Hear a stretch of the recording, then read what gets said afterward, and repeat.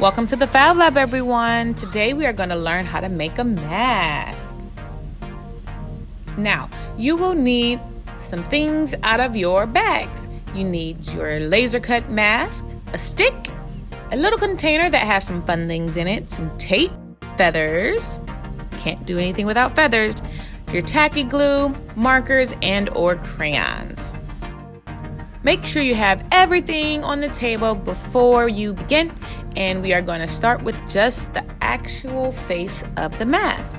So the first thing I like to do is draw some eyebrows or eyelashes or just things to highlight my eyes. And then I'll start to go towards the mouth. And my mask is a funny mask, so I'm just going to make it one big tooth sticking out, and I'm going to make a thick line that represents my mouth. Now, you don't have to do exactly what I do for my design, but I want you to be extremely creative and make sure your mask represents whatever your heart desires. Now, you're probably wondering, well, why am I going to need glue, or why is she putting dots of glue everywhere? This is how we're going to attach our things in our little fun container. So if you open it up, you'll see that there's a bunch of things inside of it, and we're going to learn and explore how to make those things stick to our mask. So we have some googly eyes, some shapes, but I think I'm going to start with my googly eyes. I love googly eyes. I'm just going to place them anywhere I have a dot of glue.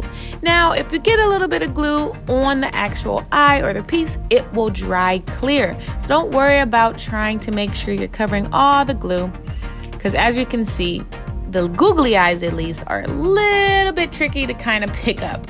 So feel free to put as many or as little of these things in a little fun container that you want. I want this mask to be really cool for you.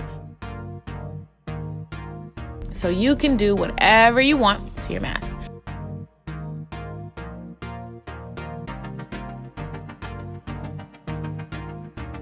Now I'm almost done with my googly eyes. Just got one more left.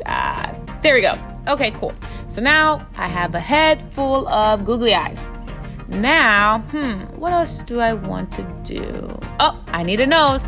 So I'm going to use a orange heart as my nose. And what about, where can I put that? Oh, right on top of my heart. I want to put a triangle to make kind of a point of my nose. And remember, the glue is going to dry clear, so don't worry about trying to clean up all the areas that have a little extra glue. So I'm just going to clean up my space a little bit. Good. So, what can we do next to our mask? Now I have sort of a design on the front. Ooh, feathers. Yep, I'm going to add some feathers to the back of my mask. Now, again, you can put the feathers wherever you want on your mask. You can put it on the front, you can put it on the back, you can put it on the side. But now we're going to flip over the mask and work on the back.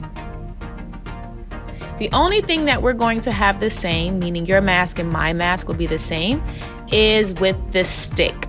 The stick is going to be used to hold up our mask to our face. But how are we going to put the stick on the back of the mask? Great question.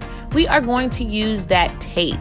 Now, the tape is new tape, so you may need an adult to help you open up the tape or begin the tape. But you just need a couple strips to make sure you secure it to the back of the mask. And remember, I'm going to put the feathers on the back, so I'm just going to squeeze a bunch of glue in the area I want my feathers to go, and I'm just going to place them there. Now, because it's a lot of glue and I still want to work on the front of my mask, I'm going to do a little trick with the tape. What do you think I'm going to do with the tape? Those are good guesses.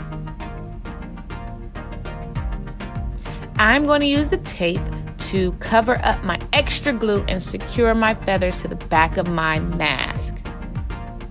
Like so. Now remember, if you need some help, don't forget to ask an adult or an older person that knows how to use tape.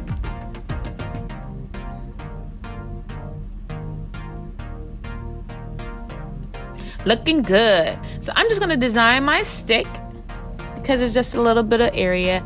sort of like a tie for my mask, or maybe a shirt, or just like a little necktie. And I'm just going to clean up a little bit. My triangle got a little messed up when I flipped it over and worked on the back of my mask. So that's all I'm going to do for that mask. Here is another example of a mask I made. And again, I put the tape on the back with a stick to hold up my mask. And if you notice, you now have the ability to hold up the mask to your face without having to do much. So congratulations, you did it, boys and girls. I'm super, super proud of you. And I can't wait to see how your mask turns out. Don't forget to send your pictures or videos to elvfablab@gmail.com. Can't wait to see. Thank you. Bye.